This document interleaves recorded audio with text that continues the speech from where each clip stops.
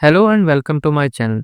I am going to continue my discussion on the core concepts for the IMM surgeon allied for both FCPS and MS. Today the topic of our discussion is going to be shock. First of all, we will define what is shock and then we will see what are its different types.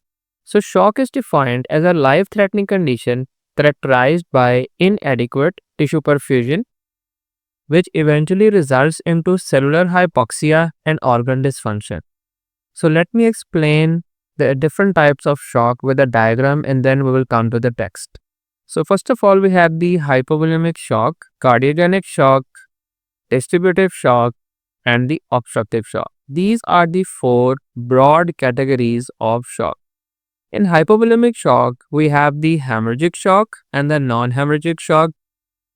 We will talk about this detail in the text. In the distributive type of shock, we have three further major types, which the mnemonic for this can be the ANS. So how are you going to remember it? A is for the anaphylactic shock, N is for the neurogenic shock, and S is for the septic shock. So the characteristics which are for the distributive shock, they can be equivalently added and distributive over anaphylactic, neurogenic as well as the septic type.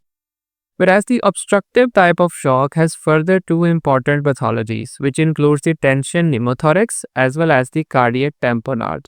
So now we will go back to the text and see what these different shocks have in their mechanism and in their characteristics. So first of all, we will talk about the hypovolemic shock. Hypovolemic shock is caused by a decrease or loss of the intravascular volume. This can be divided into the hemorrhage and non-hemorrhage types. The hemorrhage is because of trauma or GI bleed, whereas the non-hemorrhagic is defined as the dehydration, which can be because of vomiting, diarrhea, and most importantly, in burn patients. So what happens is, so now we'll talk about its mechanism. Before going into the detail, I will explain this with a diagram. So let me explain the concept of preload, stroke volume, and cardiac output with this diagram. So the very first important parameter is the venous return. Venous return is equal to the preload. Now the preload combined with the contractility and afterload defines the stroke volume. Stroke volume plus the heart rate defines the cardiac output, and cardiac output when multiplied with the systemic vascular resistance, we get the blood pressure.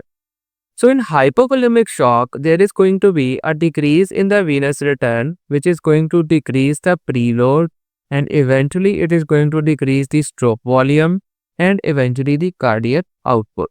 Whereas in the distributive type of shock, there is going to be an increase because of the vasodilatation in the systemic vascular resistance. So as I've explained with the diagram, first of all, there is going to be a decrease in the preload that eventually will be manifested as a decrease in the stroke volume, and eventually the cardiac output will decrease.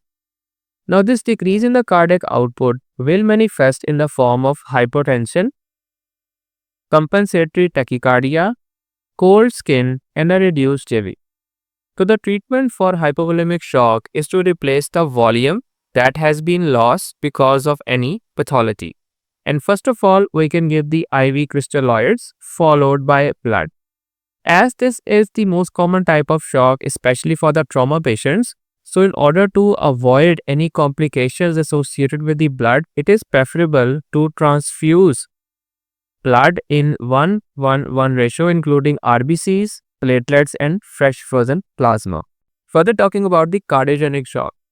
In cardiogenic shock, there is pump failure of the heart. It can be caused by myocardial infarction, cardiac myopathy, arrhythmias, or any valvular disease. Now what happens is that because of the specific cardiac pathology, there is going to be a decrease in the cardiac output. However, in such patients, the preload may be normal or even increased. As a result, it will be manifested in the form of hypotension, distended neck veins, cold extremities, and pulmonary edema. So cardiogenic shock, as I have explained, that there is normal preload, so giving fluids will be of no help. So we have to increase the functionality of the heart. For that we use inotropes. The best one for the cardiogenic shock is the buprenorphine. If still all these measures fail, we can put the patient on mechanical support and follow with further management. So now I will explain the obstructive shock. Obstructive shock is because of the mechanical obstruction to the heart. It can be because of the pathology of the input to the heart, that is the preload, or it could be because of any obstruction to the outflow from the heart, that is the cardiac output. Now what happens is there are three most important examples for the obstructive shock. We have the cardiac tamponade, pulmonary embolism, and tension pneumothorax. Out of these, the cardiac tamponade and tension pneumothorax, these two are separate pathologies which are included in the lethal injuries which can be life-threatening. We will talk about their detail in the ATLS lectures. So what happens is that there is blockage to the preload or output. As a result, it will be manifested as a decrease in the cardiac output. Now what happens is that there will be similar features to cardiogenic shock, but there are specific signs, for example, muffled heart sounds which are present in cardiac tamponade. Let me explain the mechanism through a diagram. So what happens is whenever there is an increase in the pressure in the pericardial cavity, it will result into decrease in the left ventricular filling, which will eventually result into decrease in the stroke volume and eventually a decrease in the cardiac output. In order to compensate for this decrease, a systemic vascular resistance will increase, and as a result, the blood will be pushed to the center, whereas there will be cold extremities and poor capillary refill as the clinical signs. Now talking about the treatment, we have to basically relieve the obstruction. That is, for the tension pneumothorax, chest drain is the treatment of choice, whereas for the cardiac tamponade, pericardiocentesis can be performed.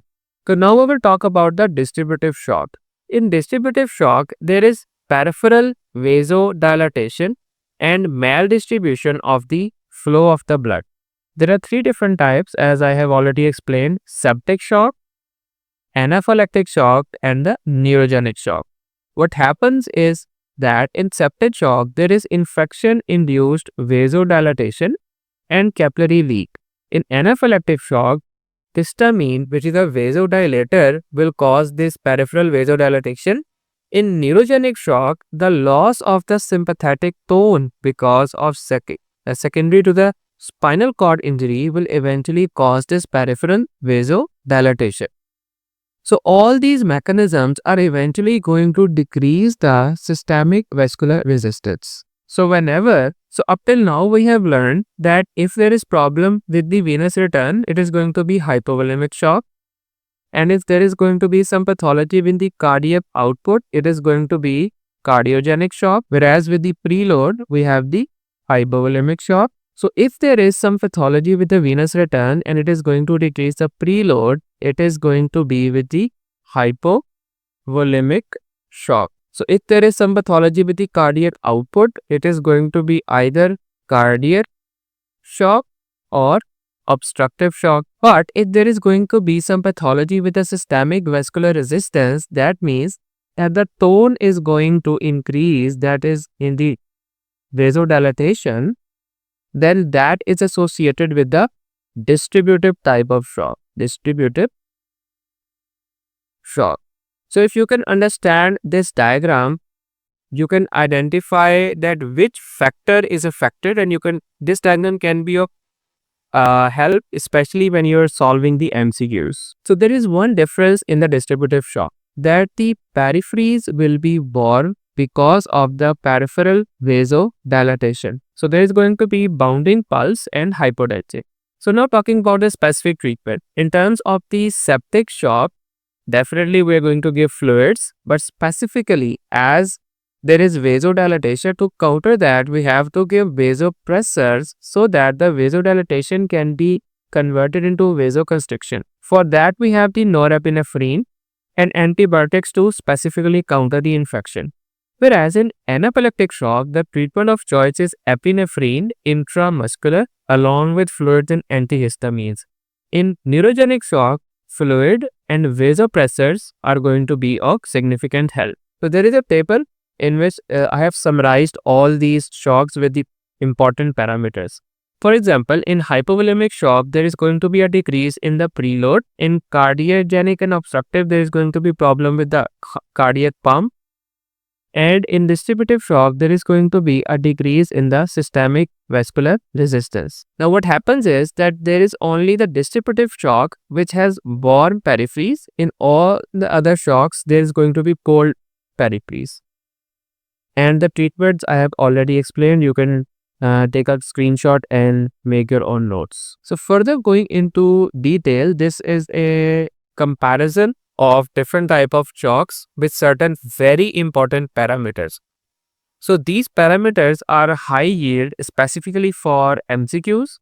First of all, in hypovolemic shock, the cardiac output is going to be decreased, and so does in cardiogenic shock. However, in septic shock, in initial phases, the cardiac output is high, but in later phase it becomes low. So that could be an important MCQ point. In terms of the vascular resistance, septic shock has low vascular resistance, but in cardiogenic and hypovolemic it is high. In terms of the venous pressure is only low with hypovolemic shock, but it is high in both cardiogenic as well as septic shock. Mixed venous oxygen saturation, which is a very important parameter for defining shock.